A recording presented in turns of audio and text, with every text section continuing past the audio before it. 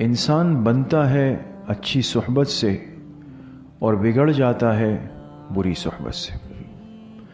اس لیے حدیث پاک میں جناب نبی کریم صلی اللہ علیہ وسلم نے ارشاد فرمایا، الوحدۃ خیر من جلیس السوء، ایک آدمی اکیلا بیٹھ جائے، اکیلا، اس کا یہ اکیلا بیٹھنا بہت بہتر ہے بمقابلہ اس سے کہ یہ غلط ساتھی کے ساتھ بیٹھ جائے۔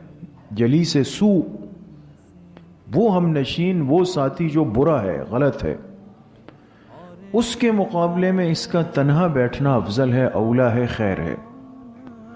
اور والجلیس الصالح خیر من الوحدۃ، ہاں جس کو اچھی صحبت اور اچھا ساتھی میسر آ جائے تو اس کے لیے تنہائی اور اکیلے کے مقابلے میں بہتر یہ ہے کہ وہ ایسے نیک ساتھی کی صحبت کو اختیار کر لے۔